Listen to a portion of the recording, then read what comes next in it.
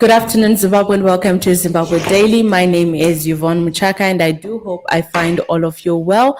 This is the day that the Lord has made. Let us rejoice and be glad in it. Today we are talking water, sanitation, and hygiene. Is Zimbabwe there yet? Where are we? I do hope you have settled in, and we're going to have this conversation. With my panel of guests that I have in the studio, I'm going to allow them to introduce themselves individually. I'll start with the mayor of Harare. Okay, I'm Jacob Mafume. For my sins, I am the mayor of the city of Harare, though I'm currently under suspension. The minister, in his wisdom or lack thereof, decided to suspend me. So I'm here speaking in my capacity as the Deputy Secretary for Local Government for the MDC Alliance and also as a citizen. Awesome. Thank you so much for coming, Honorable Mayor. Over to you, Mr. Mawesera. Shango Mawesera is my name. I am the recent past town clerk for Bindura municipality and has worked extensively on water, sanitation and hygiene as a leader in the town clerks forum for the past 10 years and also as a director worker in the housing department in Gweru for another 10 years. So I have 20 years span of experience in urban governance and have an interest in water, sanitation and hygiene that has taken me across the globe. Awesome. Thank you so much, Mr. Mawesera. Over to you, Mr. Hardlife Mudzingwa. Thanks very much. My name is Hardlife Mudzingwa. I'm the national coordinator for Community Water Alliance, which is a civil society organization in Zimbabwe dealing with wash, water, sanitation and hygiene, environment and climate issues. I regard myself as a water activist. I think that's what I'll say at the moment. Awesome. Thank you so much, Mr. Mudzingwa. Over to you, Engineer Mbiza. Hello, Zimbabwe. Good afternoon. My name is Happy Mbiza, and I am the executive director for a company called Vemex Water Systems. And in my past years, I have also worked for the Ministry of Science and Technology as a senior officer working on water and environmental issues. And I have also spent some time lecturing at University of Technology, mainly looking at water supply, wastewater, and environmental issues as well in the Department of Environmental Engineering. I have also been key in developing the programs at University of Technology, programs to do with environmental engineering as well as water engineering. And I am a holder of 2 engineering masters, some of you may want to know, one from the Asian Institute of Technology down in Thailand, and then another one from Europe, from the United Nations University called UNESCO IHE. And by the grace of God, God willing, by the end of this year, I will finish my doctorate in civil engineering with the University of Johannesburg. That is what I can say for now. Awesome. Thank you so much for joining me, gentlemen. I'm not too sure why the ladies always tend to run away, but all the time, I hope you're going to have a very good conversation, because at the end of the day, it is us, the ladies, who are mostly affected by the lack of wash in our communities. I want to come to you, Mr. Mudzingwa. You work closely with the communities. Maybe if you can give us an appreciation of what our water, sanitation, and hygiene situation looks like on the ground. Thanks very much, Yvonne. I think I'll start with, I'll look at 4 areas in terms of the situation on the ground. I'll look at availability, I'll look at accessibility, I'll look at acceptability. I'll also look at quality of water within local authorities in Zimbabwe. And the reason why I'm concentrating on local authorities is that both the Urban Councils Act and the Rural District Councils Act gives the mandate of water provision to local authorities. So in terms of availability, for majority of local authorities in the country, we have a challenge on the quantity of water that is available for citizens. When we want to look at that vis-a-vis demand on a daily basis. So for Harare, the local authority is currently producing around 300 megaliters per day, and sometimes move to 320 megaliters per day. Daily demand for Harare is 1,200 megaliters. I think we are also, it's now in the public domain that the city of Harare also provide water for Noton. They also provide water for Chitungwiza municipality and Epworth as well as Rua. So they have a burden of providing water for local authorities within the metropolitan province. So that's the daily production for Harare vis-a-vis demand. And it's also important to highlight that of the 320 megaliters per day that is currently being produced by the city of Harare, between 35 to 40% are physical losses. I know that non-revenue water stands at 60%, but I'm mainly focusing on physical losses, which is water that is not reaching residents. So of the 320 megaliters that is being produced, around 35 to 40% of that is lost through physical losses. So that's it for Harare. We go to Gweru. Gweru on a daily basis demand around 80 megaliters per day. And the amount of water that is being produced by the local authority Gweru is between 20 to 40 megaliters per day, depending on availability of electricity. If there's electricity, they can go as high as 40 megaliters per day. Demand is 80 megaliters per day. I want to also just come back to Harare to look at the design capacity of the two water treatment plants that we have in the city of Harare. So when they are operating at full throttle, the two water treatment plants that they have, which is Morton Jeffrey and Prince Edward water treatment plants, can go as far as producing 704 megaliters per day. So, and then, I've talked about Gweru. We can go to Bulawayo. City of Bulawayo at the moment, the design capacity for the treatment plant in Bulawayo is 250 megaliters per day. And the production was hovering around 100. I am reliably informed that they've moved up to around 150, 100 something, megaliters per day.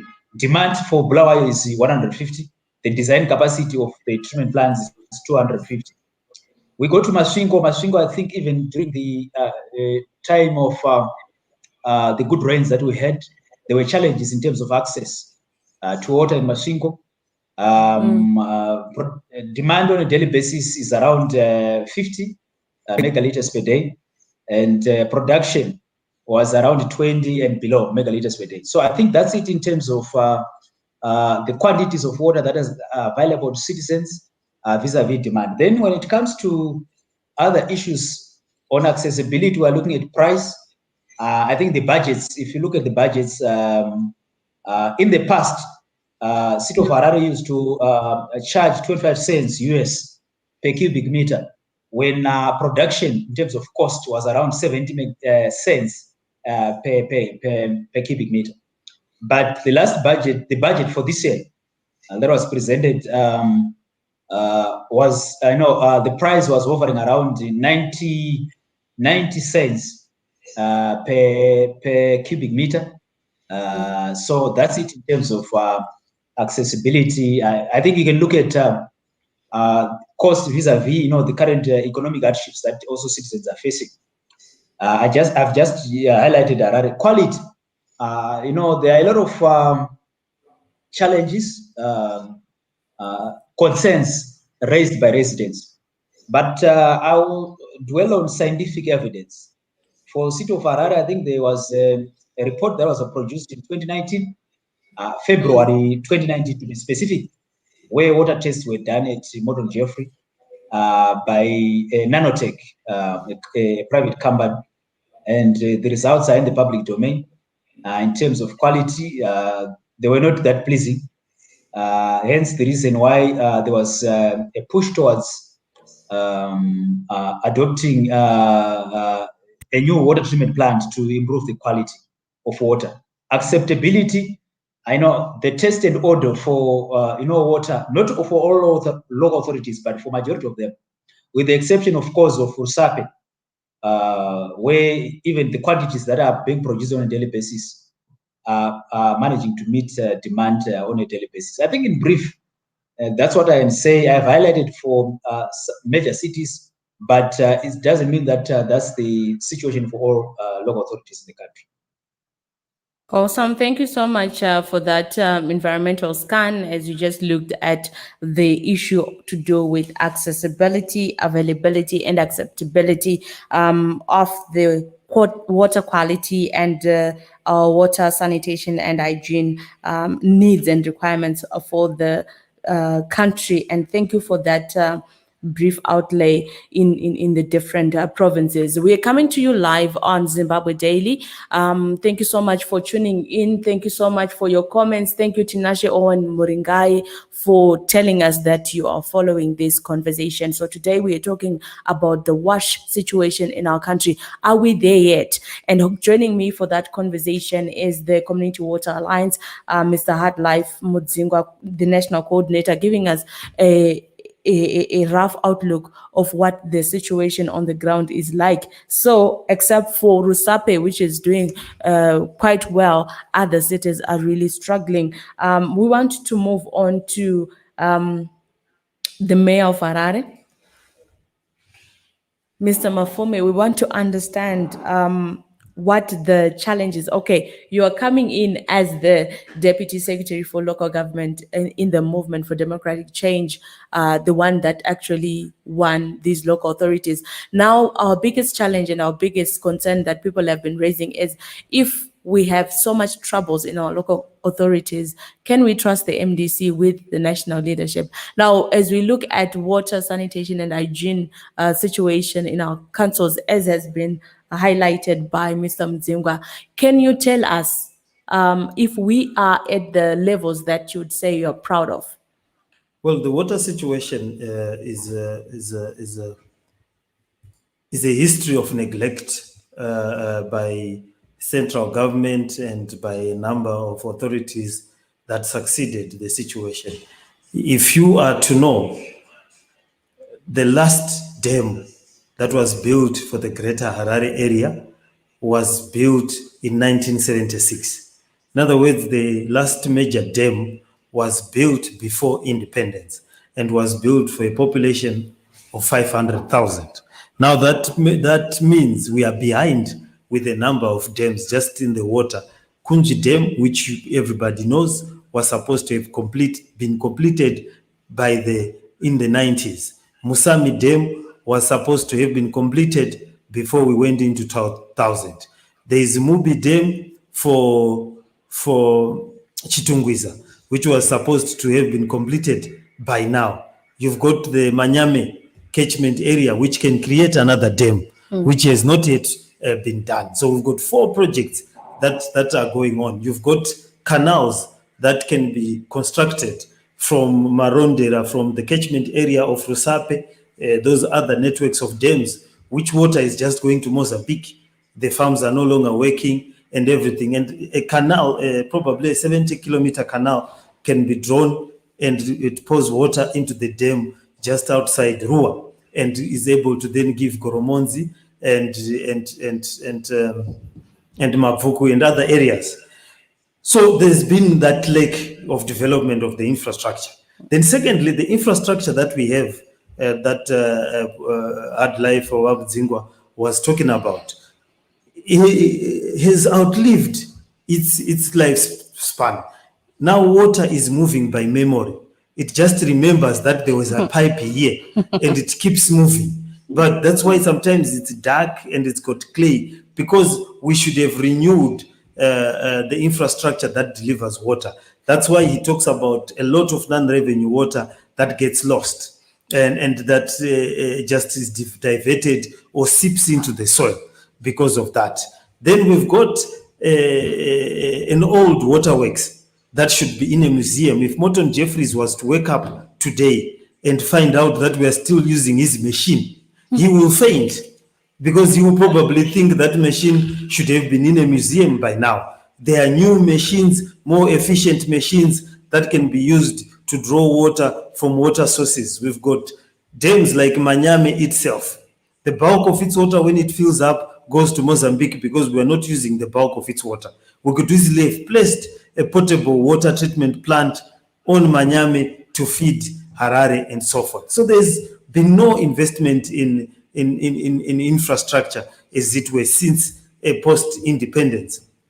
Even the pumps that we are talking about at Warren Park, 1 or 2 functions at any time. There are 7 of them or so, and they're supposed to be functioning to pump water. They don't. Then we've got an energy crisis where some of our reservoirs need the water to be boosted into those revenues. And the water has not been boosted into those revenues because of, and has been bypassed. So water does not go to other areas because the reservoirs never fill up. Then we've got the treatment of the water itself. The last sewer works were also done a long time ago, but the population has increased, Chitungwiza and everything. What that means is that we are dumping raw sewage in Lake Chiwero, and the water now takes more chemicals to clean. Lastly, but not least, and there are many reasons, I'll be talking the whole day, we've got a terrible cost recovery structure. We are subsidizing the citizens.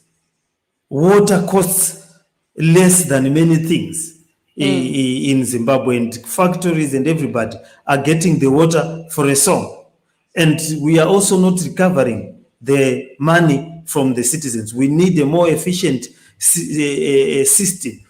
Other countries and other cities have introduced smart meters.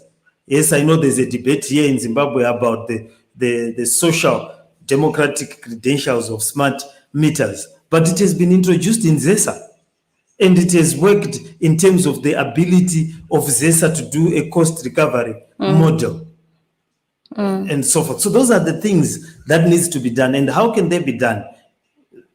The other thing that constrains us as city councils is that we don't have the complete power. Right now, government is giving government-backed bonds to businesses, to farmers, to everywhere. They are not giving municipal bonds. The infrastructure of the cities cannot develop on a cash basis. We need to get loans that are government guaranteed.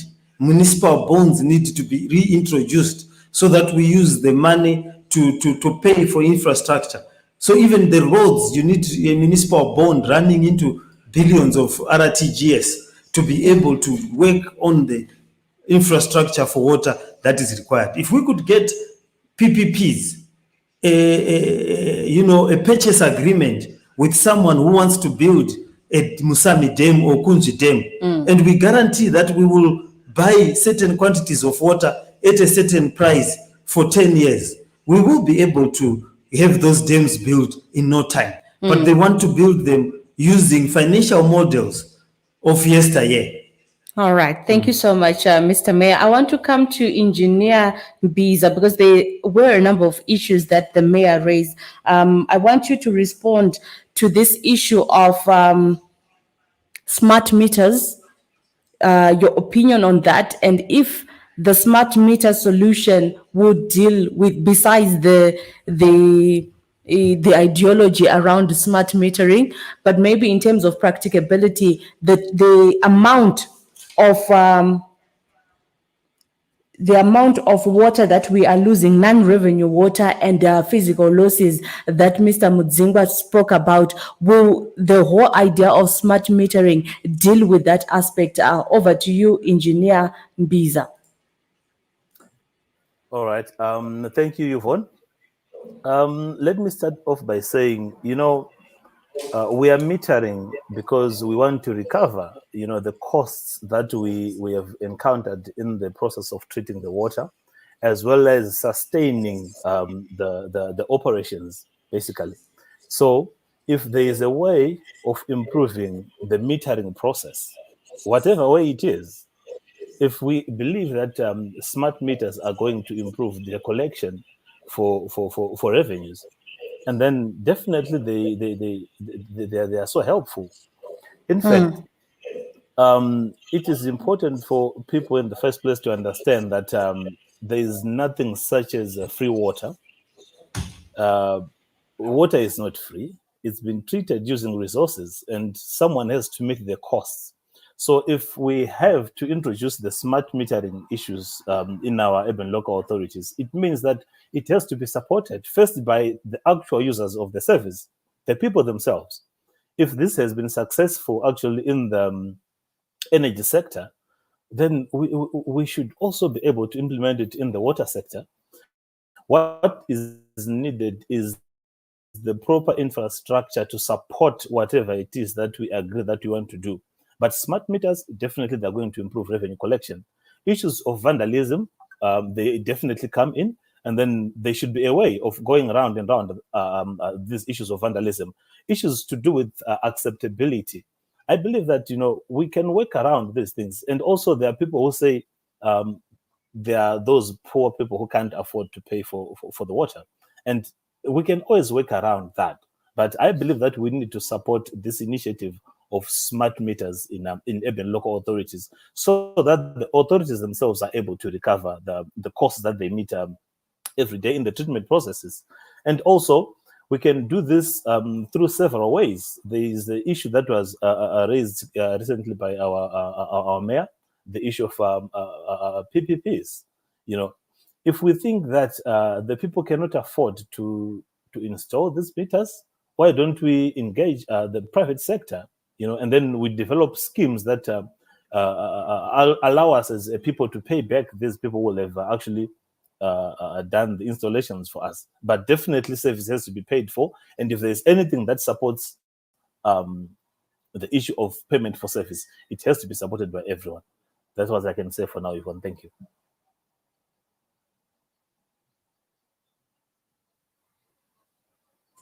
Thank you so much. I'm going to come back to you again, Mr. Engineer Mbiza, in terms of non-revenue water. We've heard that generally we're losing 60% of non-revenue water. Can you give us a little bit of an explanation of what that means? Okay. Yvonne, about non-revenue water, I myself, I have done water auditing. I've audited several cities in this country, and I believe that it's myself and Dr. Due from a company called Zimit. So far, we are the only Zimbabweans who have done water auditing successfully in this country. So when you are auditing water, or what you're looking for there is non-revenue water, because you are saying there is so much money that is being used in the treatment process, and also in the conveyance of water itself, infrastructure installations, and even the repairs themselves. And are we able to get all the water that we have treated to the people? And also, is the water that is going to the people and getting used by the people, is it being paid for? Before it's being paid for, is it billed in the first place? Are we billing the service that we are providing? And if so, where is the problem? So, this is a very interrogative process, and it's an engineering undertaking, of course, because we have got issues to do with the infrastructure. But basically, what you're looking for are what we call commercial water losses and physical water losses. And on commercial water losses, we are talking about billing. The billing errors. What billing errors do we have? And also, what illegal connections do we have? Are we able to bill the people properly? If so, why then do we have all this water that is not being, all the costs that are not being recovered? And also on physical losses, we are saying, yes, we have treated the water from the water treatment plant, and then the water has gone to the reservoirs. And from the reservoirs, now we are supplying to the people. Is the same volume that left the water treatment plant the volume that's getting to the reservoir and eventually to the users? So you realize that because even the mayor mentioned the issue to do with old and dilapidated infrastructure, this country is in a very big fix because most of the water that is being lost in this country is being lost through physical losses. And these Right. physical losses are because, we keep on improving and upgrading our pumps. And these pumps are putting pressure into broken infrastructure. So this is why you see there is a point in every town where you know that this is a point of leakage all the time.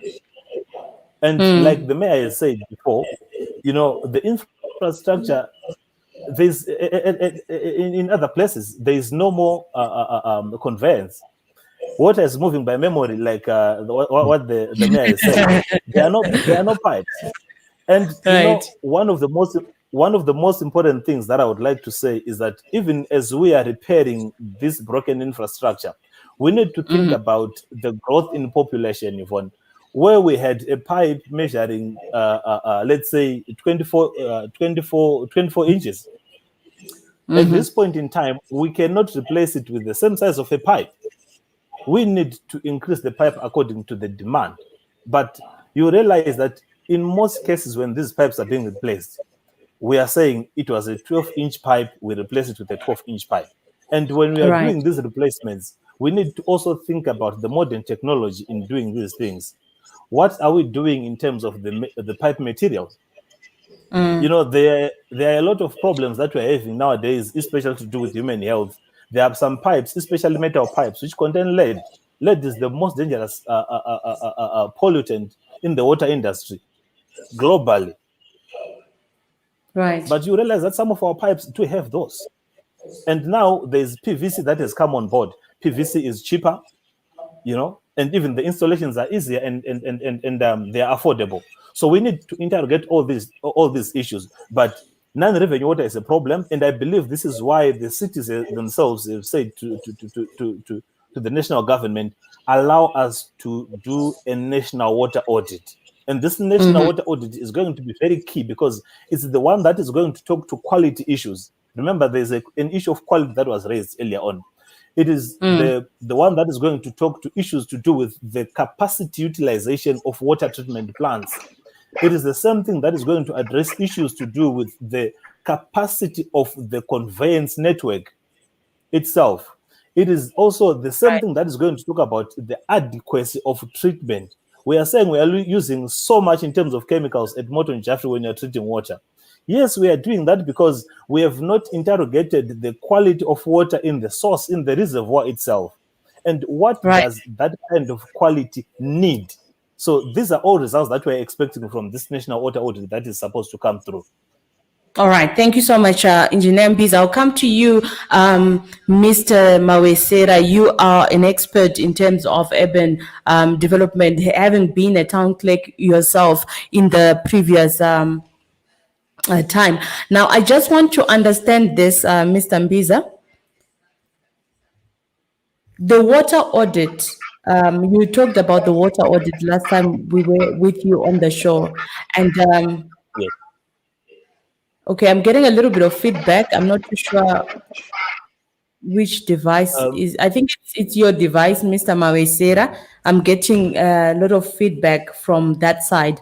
But I want you to take us through how you as cities plan, especially around these issues. We can't be sitting here today and talking about infrastructure that is dilapidated when we have brains like yours at the helm of the cities. Tell us what would be happening and what are those snags that you would meet in trying to resolve the whole water, sanitation, hygiene,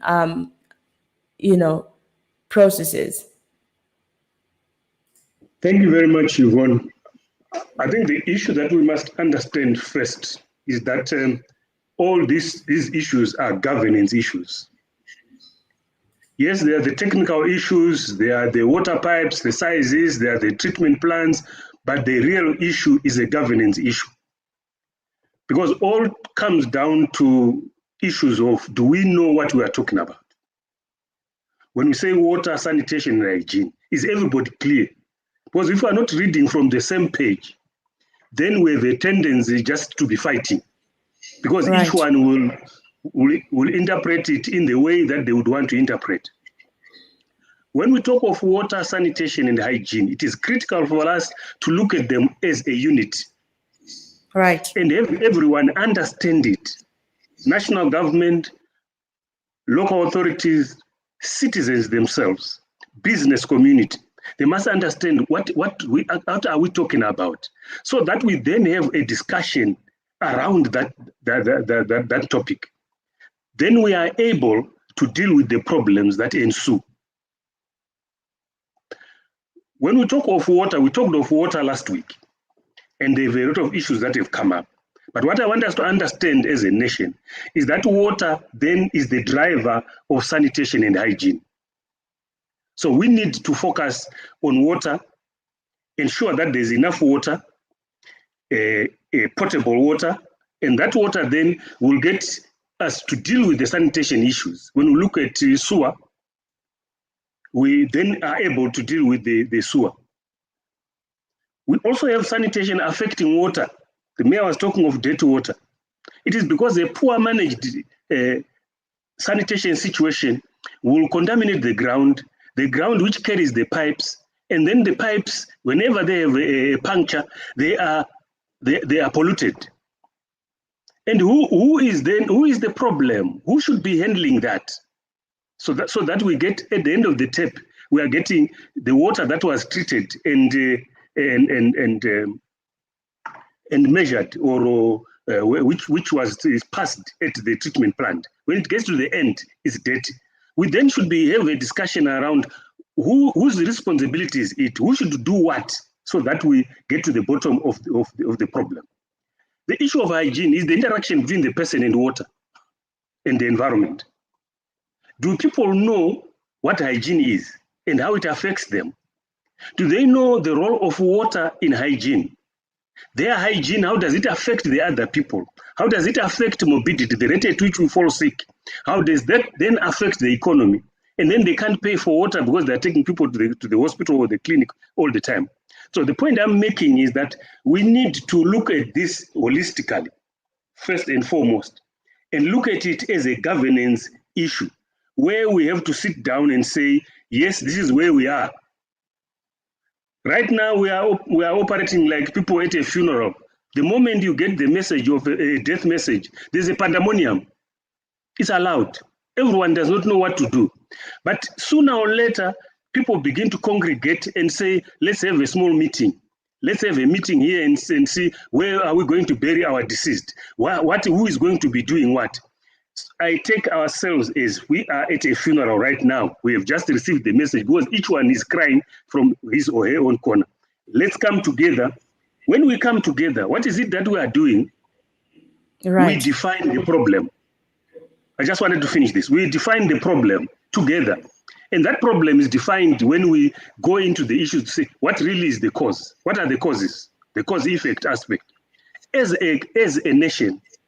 And then we say, this is where we are and this is the problem. Once we have identified the problem, we then say, okay, who does what? We are prioritizing. We are giving each other responsibilities. National government, what is it that they should do? Local authority, what is it that they should do? The citizens themselves have a greater role to play than anyone else in this issue. And we could go further and say how they should be able to deal with this problem and not blame the next person. I've touched already on the issue of the environment that they contaminate, the issue of pain, the issue of vandalism, the issue of prioritizing. When they go for budget meetings, I think the mayor will agree with me. You call budget meetings, how many people come? And that's where it is discussed that our water costs so much, and this is the problems that we have. We want to solve them in this way. So the issue of participation is very, very critical. So my last point is that there is need at this point for all of us to come together and say, where are we? in terms of a study to say where are we, then we look at what problems there are. Otherwise, somebody will be saying the problem is management in council, the next person says the problem is the mayor himself, and the other they say problem is the minister, and yet we need to all come together and say where is the problem. But we did do this scientifically, because right now we're talking from social point of view. Scientifically to say... We're supposed to do this scientific work, Mr. Mawesera, because if we continue saying we need to do a scientific search, everyone is in agreement that there is need for a scientific analysis of the whole situation so that we can come to the conclusion. This has been, I mean, there was a 25-year plan in the previous administration before independence. Come after independence, we don't seem to have a plan. We don't seem to have a clue. We don't even seem to be planning with the growing population in mind around our water and sanitation issues. I mean, Mr. Mdzingwa, am I being unreasonable here as a resident? Probably what you would want to hear is that we, as local authorities, the local authorities are at the coalface because they are the ones who interact with the community. They are the ones who provide the service. They have started doing something. You'd recall in the past 4 years, there was a road condition survey done between the local authorities and Zinara. And you find now government can plan around roads very easily. The resources are another issue, but the planning is there. Now the local authorities, the 32 local authorities started last year to have a scientific approach in defining the problem by commissioning a water audit, which I hope they are commissioning anytime this year. Then that water audit will produce the results that are needed. Where is our real problem? Which problem should we tackle first? And then going forward. So the who part is already there is the local authorities because they're at the coalface. And then they go to central government. And central government is working with them to say, okay, let's work together. But at the end of the day, there must be a discussion. Even during the audit, residents must come in. They should come in a very serious way because they are the consumers and they are the people who will tell us of the satisfaction. We can agree with them to say, yes, there's very little water. Can we have water 4 hours in the morning and 2 hours in the evening? And they're happy about it because they've appreciated that we have that problem. Mr. Mdzingwa, do councils really listen to us when we say we need this water? In as much as we want to participate, I would want to say that we're tired. Thanks very much, Yvonne. I think we might, from our side, I think that we might waste time. The problem in the water sector is twofold. We have shortage of water, of potable water, and quality of potable water. It's a known fact. We might not do anything, research, but it's a known issue that the problem that we have in the country, in the water sector, is around two issues: quality of potable water and quantity, which speaks to shortage. I agree with the Ms. Mawesera in terms of the need to look at the root causes. Right. I also agree with him that we have a lot of governance issues that are coming on play. But let me analyze it this way. In terms of the root causes to the challenges of water, for Harare, everyone understands that Harare, the first issue emanates from the side of the city. Right. Harare is built upstream of its water source. Right. So where streams start in the local authority is where the city is sited. And what it means is that all the pollution that happens upstream finds its way downstream. So this is a known fact. We can commission researches, we can do whatever we want to do, but it's a contextual reality for the city of Harare, which has been known for years. Right. That's one cause. The second issue, Mr. Mawesera talked about participation during budget processes. The first one being the consultative process. The question falls back to the local authorities. Do They have deliberate citizen engagement initiatives, which are a top-down approach in terms of engaging citizens. Why are citizens failing to turn up at budget consultative meetings? Because you see, Yvonne, people are tired in this nation of attending a meeting to plan a date for another meeting. Do the Right. citizen voice really matter when it comes to the budget processes? I have attended myself several meetings on budget consultative processes for majority of local authorities. Their voice has been very clear in terms of, demanding a meaningful chunk to water and sanitation. Right. But let's look at the budget and then begin to interrogate the process. What then informs the budget process for local authorities? So that's an issue that I think is very important.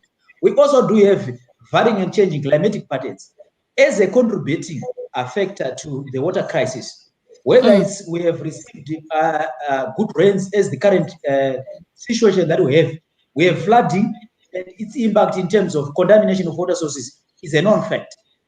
Even when we have droughts in terms of limiting the quantity of water that is available. The other contributing factor we've talked about, not only participation, allocation to water and sanitation, both at national level and at local authority level. It's a contributing factor because we are looking at budget allocation to water and sanitation, which has got a bearing on infrastructure, which has got a bearing on a lot of capital projects in the wash sector. Right. It's a known issue. You see, you can look at the budget for our country at national level, national fiscal commitment to water and sanitation since independence, because we have a tendency of, we have relied much on funding partners, donors, to take initiatives around water and sanitation. At the expense of, so we need to look at national fiscal commitment. We need to look at the commitment at local authority level. I agree that water comes at a cost. I agree that citizens have to pay for water services. I agree totally with that submission. Right. But what I think we miss in our discussions, people think that if we put smart meters, for example, they are not a technical magical wand to the water crisis that we face. It doesn't mean that if you put a smart meter, we've solved the whole equation relating to water and sanitation. Right. Why do I think so? I'll give you just two submissions. The first one, let's look at a cost and benefit analysis, which is a business model to smart meters. How much does each smart meter cost? We are looking at a cost around 300 US to 360. Right? Right. Let's go to City of Harare and look at household level. How much in terms of billing, the amount of water. We are looking at a smart meter, not a candy meter. A smart meter. A candy meter, I know it's 60 US, but we're looking at a smart meter. On average, I'm saying that it have improved since the time people were talking. There's a problem in Zimbabwe where people freeze figures over time. If at one point someone said this thing is 300 US, it's stuck like that. But if you look at what happened with the smart meters for ZESA, the prices progressively decreased. And also, when you do a mass production model, you are able to get competition around the price. But anyway, the point is it's expensive. And no, that's not the point. I'm looking at remember, I'm presenting a cost and benefit analysis, which is a business model to smart meters. Let's take, we reduced to 250, right? Under economies of scale, right? Bulk meters. How much is each person supposed to pay relating to the bill that we have at City of Harare on a monthly basis? Is it exceeding $5 US? If it is $10, we divide that $10 into 250. And what does that mean? We need around 2.5 years to deal with the cost of installation only. That's why I'm talking about cost and benefit analysis. When we are looking at any proposed solution to, and what's the lifespan for a smart meter? So all those things, I'm not dismissing smart meters, but I'm presenting an issue around the need to interrogate every process relating to the solutions that we might need to come out. So after looking at the root causes, we then need to deal with the root causes, not the effects of the problem. I agree with Mr. Mawe said. We, on majority of our cases, we want to deal with typhoid. We want to deal with the cholera, which is an effect of a problem in the water sector. But let's deal with the root causes to the water sector. And then in that manner, we can then address a lot of challenges. Let me explain why we need revenue certainty. The problem we have with when there's revenue uncertainty, why you need to have smart meters is that you then have revenue certainty. When you have revenue certainty, you know that at any particular month you are going to get not less than X amount of dollars.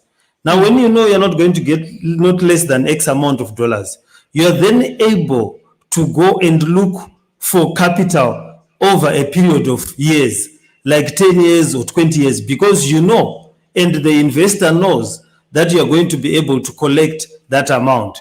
Before smart charging of things, people thought that it was anathema for you to charge for the telephone in advance. But now everybody pays for airtime in advance.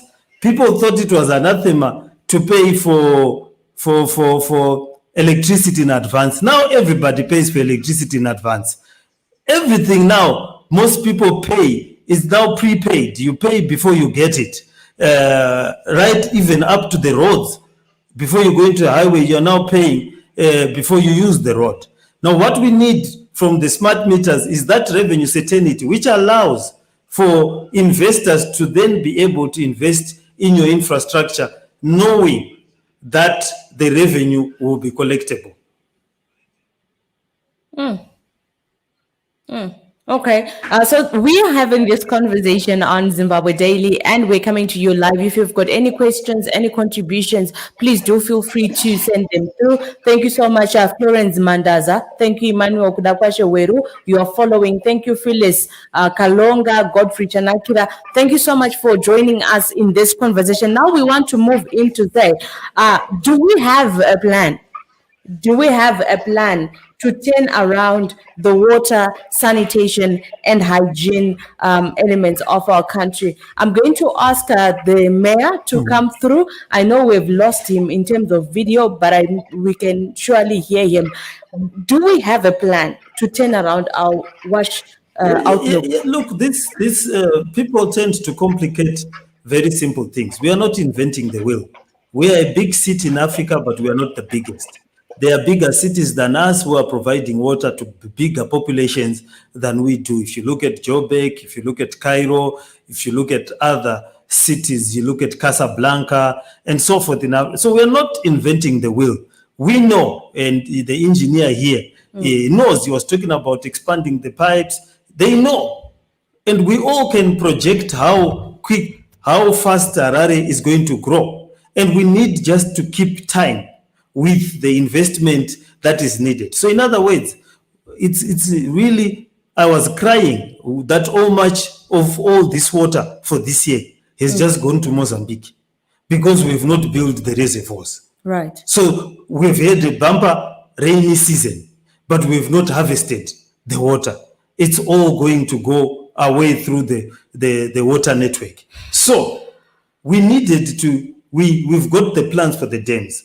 So we need to put in PPPs or whatever and build those dams simultaneously. We need to then do the simple things right. Renew the infrastructure.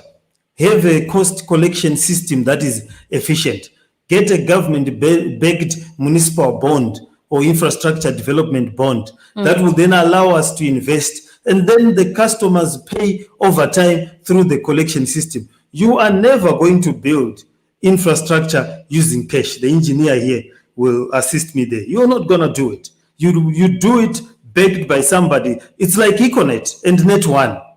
Their base stations were not built by the $1 that we pay every day. It was built by an investor some years ago, knowing that when they do their prepaid, that investor is able to get back the money for the base stations that they've built. And that is the simple model we need to put in place.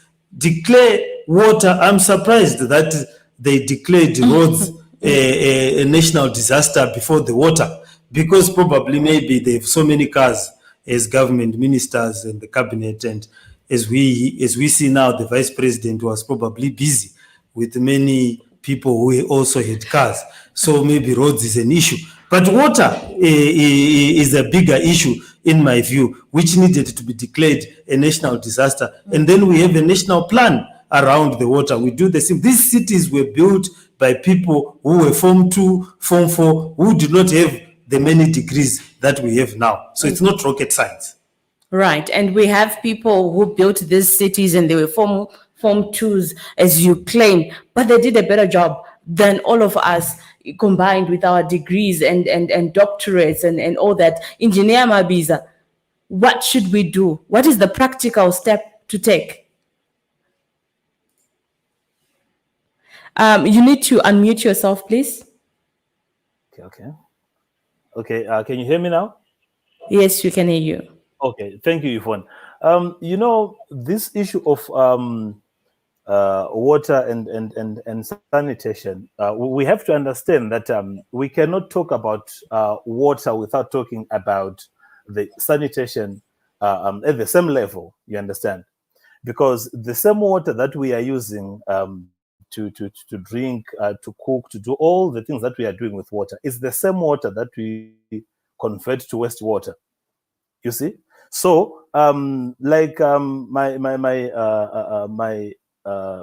fellow presenter here was talking about the fact that Harare is built on a hill, and then downstream, that's where they're abstracting the water.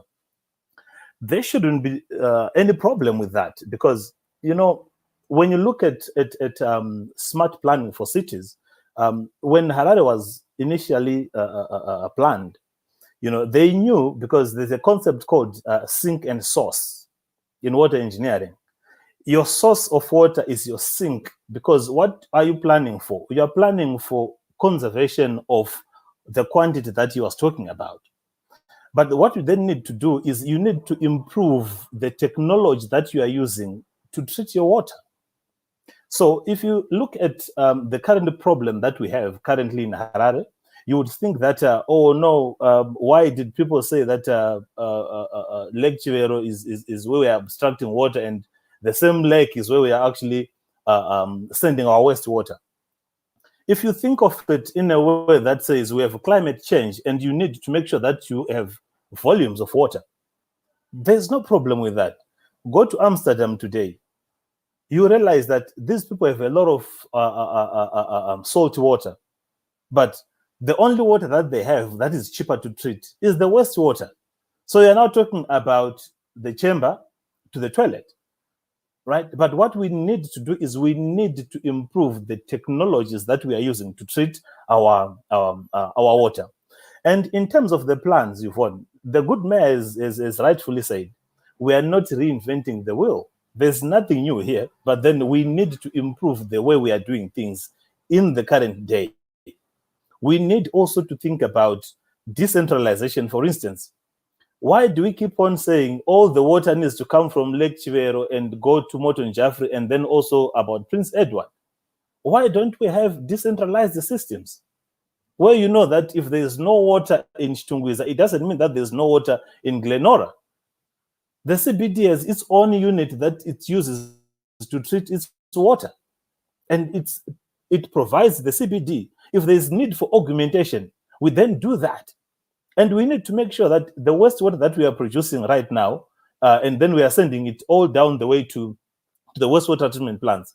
Let's have reclamation plants. The current wastewater treatment plants we have in this country, they need to be turned into reclamation units. Let us take back the wastewater that we have produced. We treat it so that we can bring it back to the tap. This is where the world is going. We may think right now that social acceptability and all those things. We clap hands when we go down to Hong Kong and say, oh yes, these people have got clean water. But it's the wastewater they are recycling.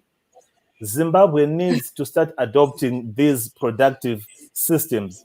We cannot think about only harvesting water that is going to rain. Yes, we need to harvest our precipitation, but then think also about the infrastructure that you need to cost-benefit analysis. How much money and time do we need to build a dam today? But how much money do we need to retrofit a Korobra wastewater treatment plant to start producing water that can then augment whatever Prince Edward is producing? Let's be dynamic as a nation, and let's think about the very things that are important today and the things that are practical. I want to believe that we work together. The authorities that we have now, they are planning, and one of the most important things, like I've said. Right, so we seem to have lost him there with our internet connection, but all the same, I want to come to you, Mr. Mudzingwa, in closing. What should we plan around? What should we do in order to improve our wash condition in our country? I want to take it from Ms. Mavesera. We need to deal with the governance issues. That's my submission. First, we need to look at our legal framework. We need to look at our policies. We need to look at our regulations, which is one aspect of the law. And I think on this one, what I will present as a priority in the legal context is the issue of devolution. Devolution in the water sector, so that at least we have a system that allows answerability on issues. Because at the moment, if you look at the situation, if you ask about issues of water, local authorities point to national government. If you go to national government, they point to local authorities. So the first issue that I think is very important is to expedite the process of dealing with the issue of devolution. Devolution of resources and devolution of powers, so that we also deal with issues around bonds that the mayor have been talking about. We deal with issues around procurement, which also delay the process. So devolution should not look at only provincial and metropolitan. No, it has to go in the Water Act. We need devolution in the water sector through the Water Act. We need devolution in the roads. Sorry, in the Regional Town and Country Planning Act. We need devolution in the EMA Act. Every ministry should at least that administer an act of parliament should have an aspect of devolution. That's an important starting point. And it also touches on devolution even in the roads, because we don't want a situation where resources from the water sector that were supposed to deal with water issues end up dealing with road infrastructure. So I think that's the first governance issue that I think is important. The second governance issue that I think we need to improve is improving coordination of our institutional framework in the water sector. I talked about the issue of City of Harare, sited upstream of its water source. We have a critical role that is supposed to be played by catchment councils, because proper management of that catchment has a bearing on the quality of raw water in Lake Chivero. Management and preservation of wetlands have got a bearing. I'm trying to pick different institutions that should have a role to deal with the institutional framework in the water sector. The third issue that I think is very important is to deal with citizen engagement, where we need to ensure that also citizens have an aspect of community stewardship in the infrastructure of water. It doesn't make sense to have citizens,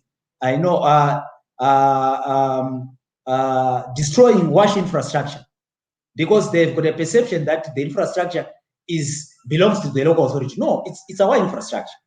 So we need to deal with citizen engagement and participation as a governance issue. I think that is important.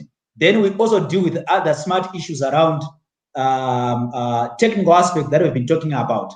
And lastly, we also need to deal with, I think I've touched this when I was looking at legal framework, financing of water in the country. So I think in brief, that's what I said. Awesome. Thank you so much for those clear pointers to what we need to do in order to improve our system. Now, I want to come to you, Mr. Mawesera. In closing, what would you say our cities need to plan around in order to improve our water sanitation and hygiene? Our cities have done a lot of work, at least from what I participated in the past years till December last year. There has been a very good relationship and working together between the 32 urban local authorities and the Ministry of Local Government. That's very key. And this resulted in the joint hosting of local government investment conference, where local authorities were inviting investors to come and they showcase their problems, so that at the end of the day, investors could come in. This is where the issue of the water audit came in, because the investors were saying, we need an investment case. No investor will come without that investment case. And the investment case comes from a research where scientifically you have identified a problem. And then you work around that problem and say, how are you going to deal with it? Where do you need assistance? Where can you do it on your own? So that's what informed the audit when the investors were actually responding to the issues that were being raised at the 3 investment conferences. So a lot has already been done. Secondly, the issue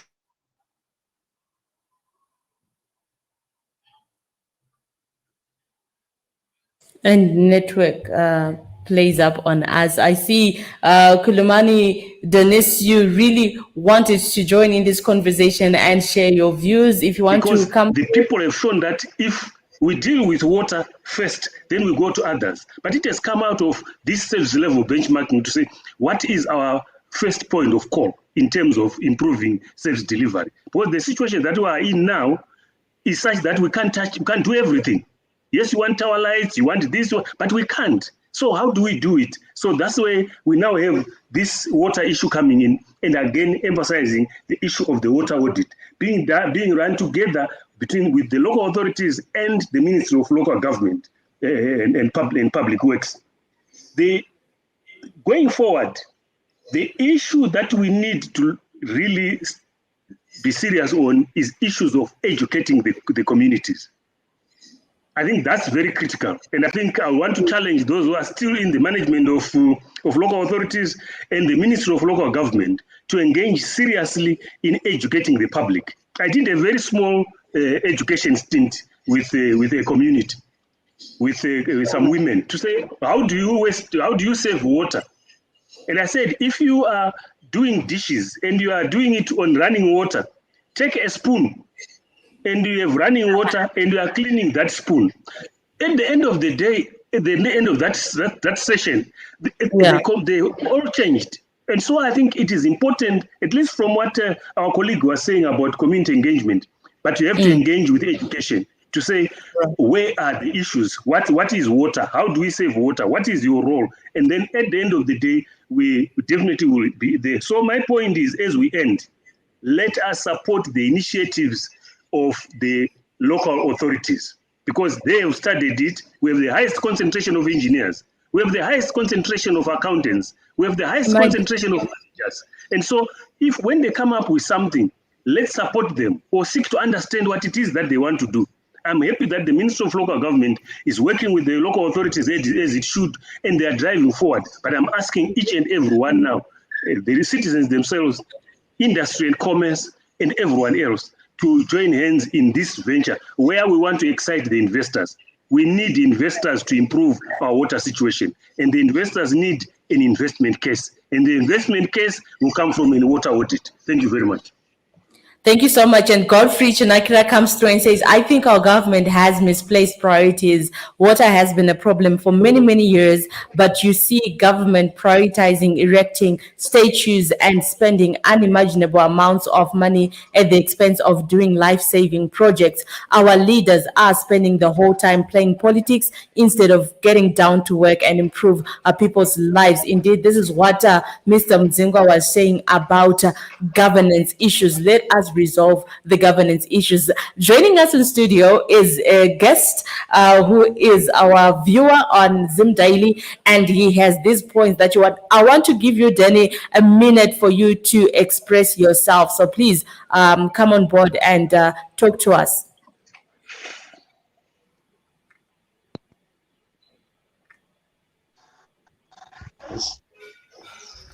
Danny V, we can see you. Talk to us. Hello? Yes, we can see you, Danny. Please, Dennis, please talk to us.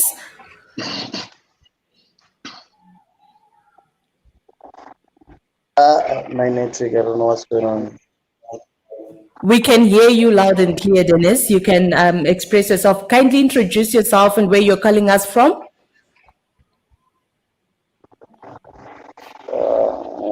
What's going on? I don't know what's going on.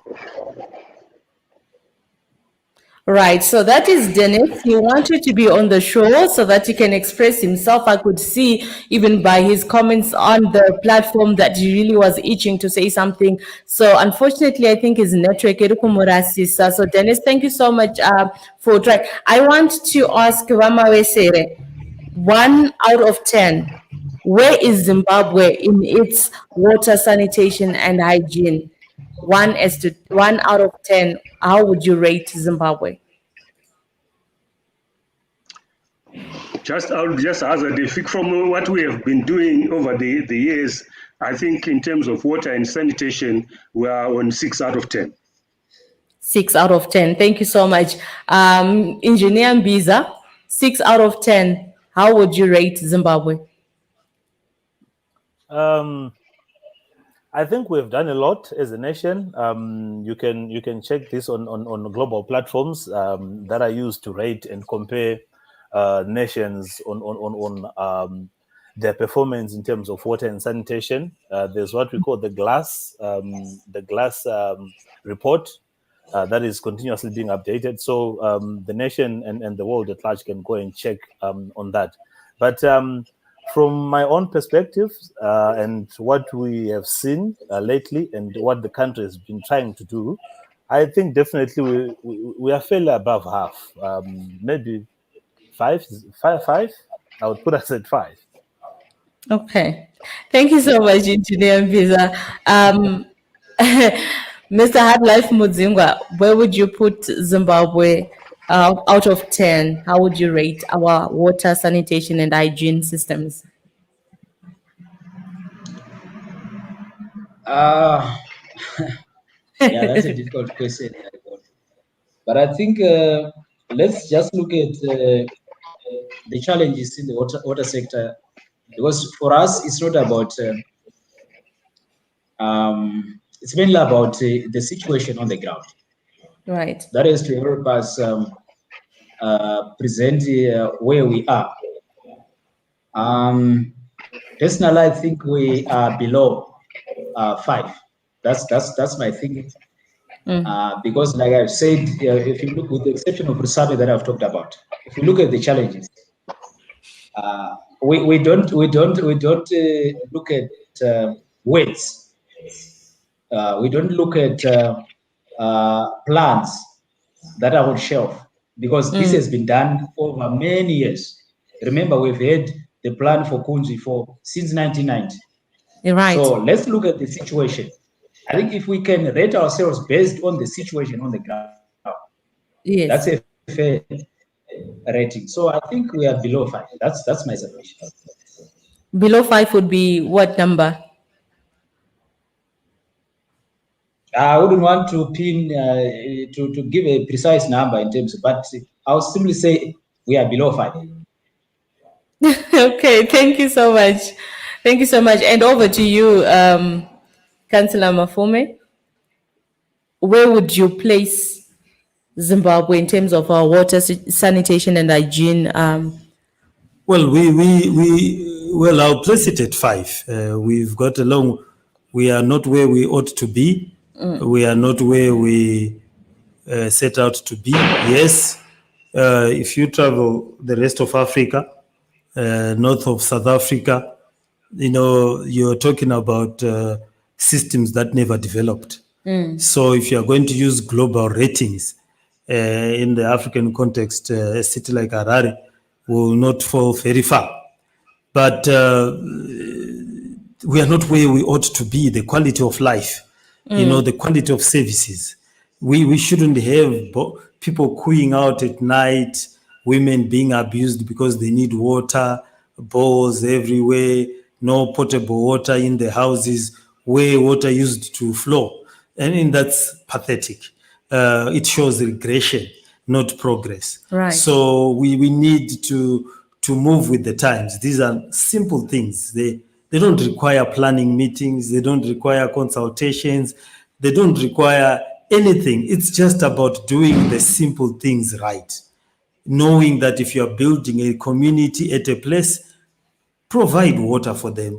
They open a tap, provide a sewage pipe for them. Now we've got 110,000 people living in Harare South with no sewer. We've got an equal number of 170,000 living in Caledonia without sewer or water.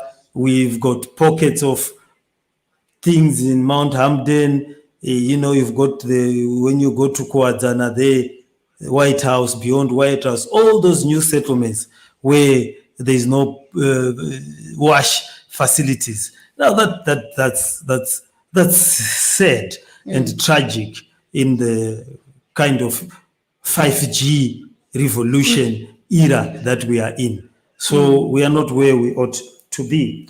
We are not where we ought to be. That would be the last statement from the Mayor of Harare, Councillor Jacob Mafume. Thank you so much for joining me in studio today. Thank you for having me. Thank you so much, Mr. Mudzingwa, for joining me in studio today. Thank you so much, Mr. Mawesera. Thank you, Engineer Biza, for joining us here at Zimbabwe Daily to have this conversation on where Zimbabwe is at. Yes, Engineer Biza. Yvonne, thank you. Yes, sorry, I just wanted to make sure that we are not just speaking out of emotions, some of us are very, we are technocrats. So when we speak, we don't just speak out of emotion and saying that, we are supposed to be here, but we're not there. If you go online, there is a United Nations global ranking, like I said earlier on. It's a World Health Organization ranking for countries. Globally, every country is there. So the last report that we have for Zimbabwe is for 2019. And it's on country highlights. And it's GLASS. If you just Google there and say GLASS Zimbabwe 2019 report, it's GLAAS. If you want to know how you are performing as a country, that's where you check. So if you look here, you realize that what I'm seeing in terms of urban sanitation in Zimbabwe, the current value according to World Health Organization, not what I think, we are at 79%. So this is what I would say is evidence of where we are right now, not speaking from the sewer things that I see flowing all over the nation, but from the world ranking. Yeah, I think Yvonne, that one, sorry for cutting, but it requires a response.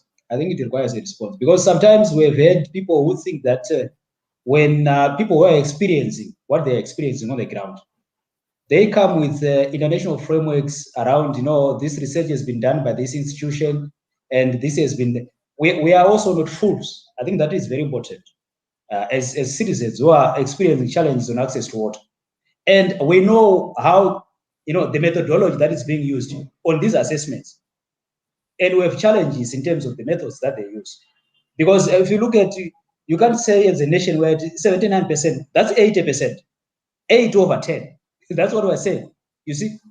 So people can go move around, talk about it, parade it, but the reality of the situation on the ground in terms of the challenges that citizens are experiencing is an open secret for everyone. So you go parade it, no, it's fine. We don't have any challenge.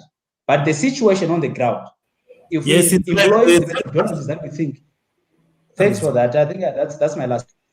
it's like Mutuli's surplus. If you go to his report on the website, very scientifically, he will tell you we have a surplus. He will tell you that the economy is ticking. He will tell you Thank that. you for that example, man. But I am here trying to find out how I'll get home without fuel and what my people will eat. But if you ask Mutuli with his glasses and glossy skin, he will tell you that, we are performing better than African countries because we don't have a deficit. Right. But anyway, thank you. Thank you so much, and thank you so much, Engineer Mbiza, for being technical. I think we are all going to be emotional because we're the ones who have to go to a bowl to fetch water to make sure that we have the water and sanitation services in our homes. Now, this has You're been welcome, quite Yvonne. This has been quite an interesting conversation. I know that a lot of you have a lot of things that you'd want to share, but this is the call that we're making to you. Let us all participate in this. We cannot afford another year looking at the whole aspect of water, sanitation, and hygiene from where we are right now. My guests today gave an average of 5 out of 10 performance in terms of water, sanitation, and hygiene. Do you agree?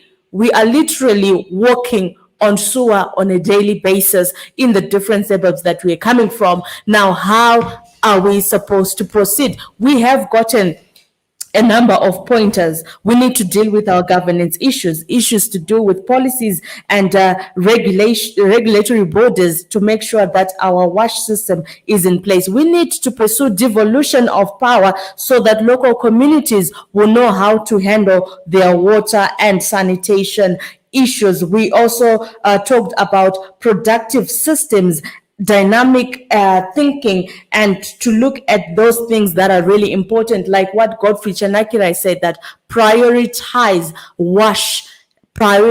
the issues that are important in our country in order for us to move forward. The issue of resources has been overemphasized. We need to resource those things that are important. Kwanzi, we are erecting statues at the expense of not fixing our wash system. We've been told about technology that needs to advance with the advancing times. We are still using equipment that was purchased during the colonial era. 40 years later, nothing new.